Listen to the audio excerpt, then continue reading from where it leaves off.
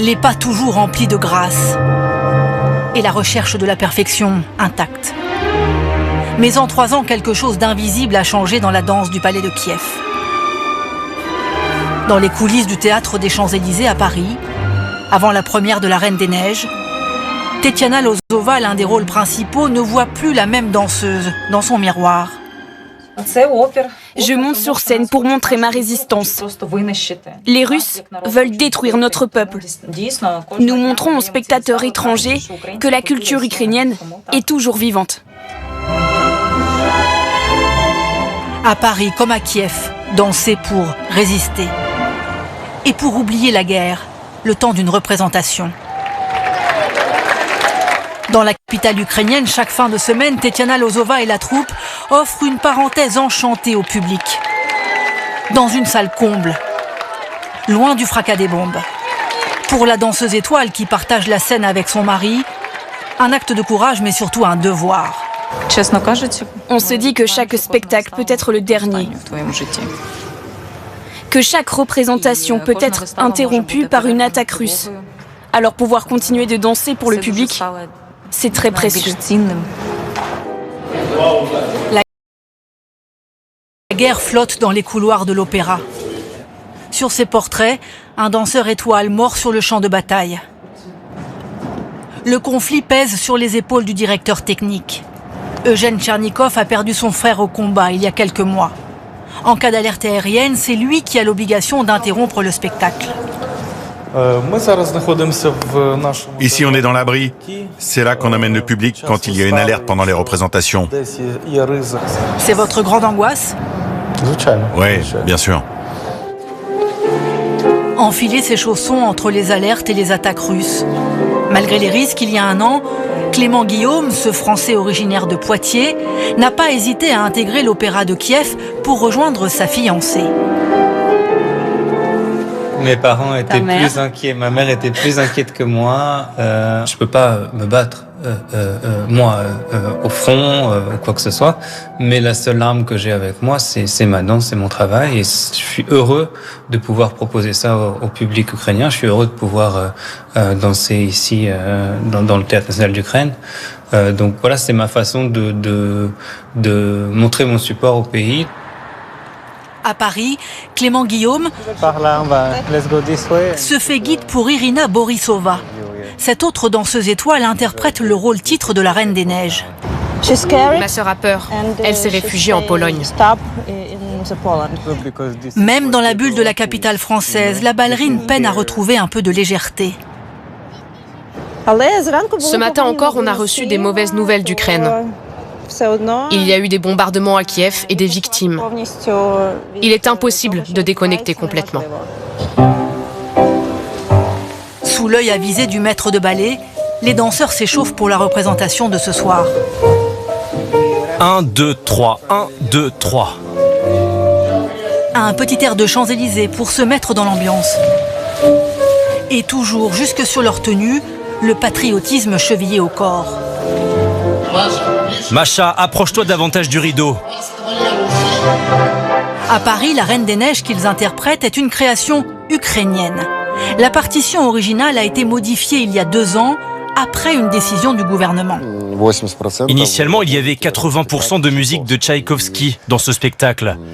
Mais comme Tchaïkovski était russe, on n'a plus le droit de l'utiliser. Donc on a cherché d'autres compositeurs, notamment des Français, comme Georges Bizet. Irina Borisova abandonne donc les rôles emblématiques des classiques du ballet russe. Le Lac des Cygnes ou Casse-Noisette de Tchaïkovski. Sans regret, dit-elle, avec l'espoir au bout des pointes. La Reine des Neiges, c'est un joli conte. Au début, il y a de la souffrance, mais à la fin, il y a de l'espoir et de la lumière. On peut faire un parallèle avec notre vie. Malgré les temps obscurs que nous traversons, c'est la lumière qui gagne, toujours. Avant 2 semaines de représentation, les mots empreints de respect du directeur du théâtre. Vous êtes là avec un courage et une force incroyables. Merci, merci à tous. Pour une troupe devenue combattante, avec comme arme un langage universel, celui de la danse. À Paris, le Ballet national d'Ukraine est actuellement en représentation au théâtre des Champs-Élysées. Ils ont fait le choix de ne plus danser sur des œuvres russes. Reportage.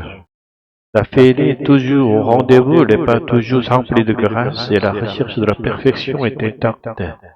Et en 3 ans, quelque chose d'invisible a changé dans la danse du ballet de Kiev.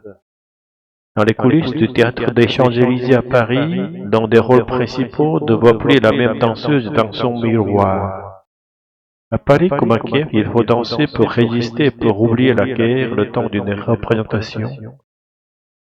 Une salle comble, il offre une parenthèse enchantée au public dans une salle comble, loin du fracas des bombes. La guerre flotte dans les couloirs de l'opéra, le conflit pèse sur les épaules du directeur technique. Il a perdu son frère au combat il y a quelques mois.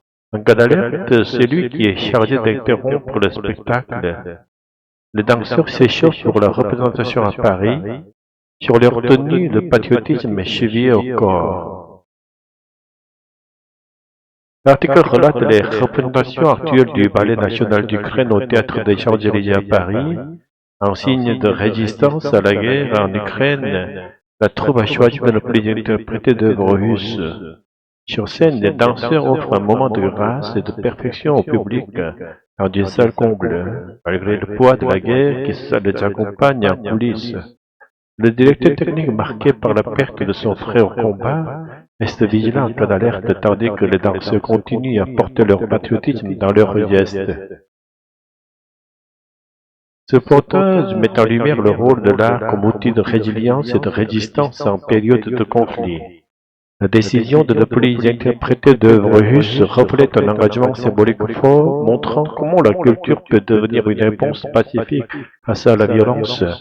Le ballet, à la fois expression de beauté et de discipline, permet aux artistes de transcender la douleur et de transmettre un message d'espoir au public. Cela démontre aussi le pouvoir de l'art de réunir même en temps de guerre. Parenthèse enchantée, un moment de répit ou de magie souvent dans un contexte difficile. Le patriotisme enchevillé au corps. Une manière de dire que l'attachement à la patrie est profondément ancré chez une personne. Offrir une parenthèse loin du fracas des bombes, proposer un moment d'évasion en période de guerre. Danser pour résister, utiliser l'art comme moyen de lutte ou de résilience face à l'adversité. La guerre flotte dans les couloirs, une image pour montrer que le conflit est omniprésent, même dans des moments de création artistique.